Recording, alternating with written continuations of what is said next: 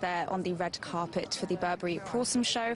That's where we are live, and there's lots of other celebrities we've been chatting to. David Gandy, Kasabian have been here.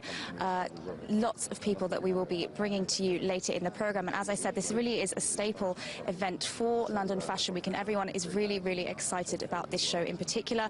It's an iconic British brand, and the whole point of the London Collection Men's is to nurture and nourish those young British designers, a lot of whom have been showcasing their spring-summer collections. Now, that's spring-summer collection for 2016, so that's for next summer. So if, like me, you've just been buying your summer clothes for your summer holiday this year, you are a little bit behind. So this is all for spring-summer 2016. Now, we will be bringing you some more of those celebrity interviews a bit later on in the programme. Okay, Jessica King, I'm about 6 years behind when it comes to fashion, so I wouldn't worry if you're only a season behind, it's fine. Now, today is the UK's first national day to celebrate one of our favourite pastimes.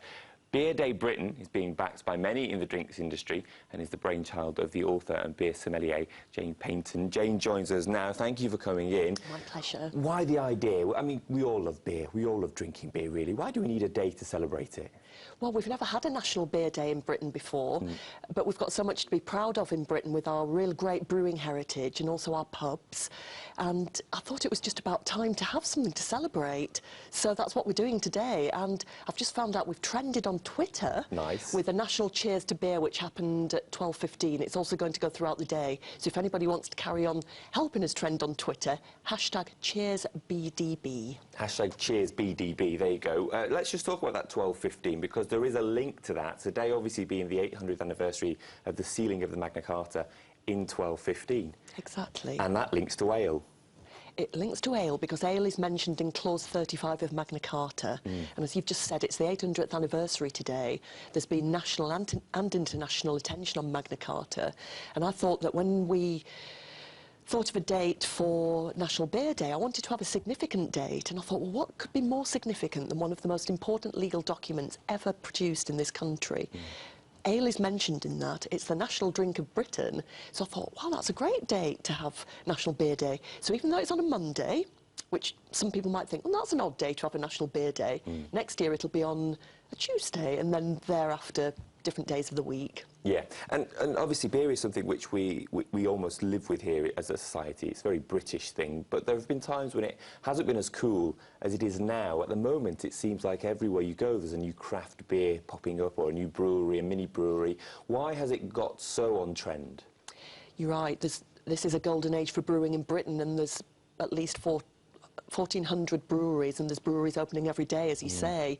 It is a trendy beer, a trendy thing to do, to drink beer at the moment, but it's a trend which will continue because it is a fundamental part of the human existence, particularly in Britain, to enjoy beer. And we're very lucky currently because the beers that are now being produced by the smaller breweries are very exciting and very diverse in the flavours and the aromas and the styles as well. So there's a lot more excitement around than what you might get from traditional brewers. Also, we love food in this country, and the foodie revolution has really come together to make people proud of the local produce and the local products, and beer is very local because it's made with local ingredients, malts and hops, and quite often you're drinking beer that's either been brewed there in the pub that you're drinking it, or it's been brewed locally, you know, within a few miles of where you're drinking it in the pub. Yeah, and very quickly, we must just mention the economic value of it as well. It brings in a huge amount of money to the economy.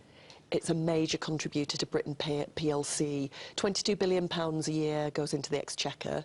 13 billion of that is taxes, not taxes, taxes, money. So it's money into the economy. It also employs almost 1 million people in pubs and brewing. And a lot of those people are young people, by the way. It's an export business. It's a really important part of the economy, and also it's part of the national social treasure. It's good for the social health of the nation as well as the economic health of the nation. OK, Jane Peyton, driving the force there for celebrating beer. Thank you for joining us. It's lunchtime, so I'm sure it's almost time for you to enjoy a pint. Now, a popular Danish TV war drama is about to come to British screens. 1864 is about a conflict between Denmark and Germany. Our TV editor, Toby L, went to speak to one of the stars of the series.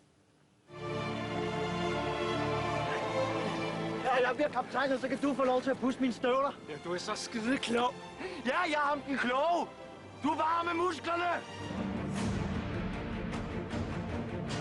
it's a Danish history thing, and I've been at the Nordicon, and people here have just been absolutely overwhelmed and really into it, telling me how big an impression it made on them and stuff like that. It took me totally by surprise. Well, particularly at the Nordicana Festival, coming over, Yes. meeting these British fans in Yes. London who are deeply into a slice of Danish history which many will never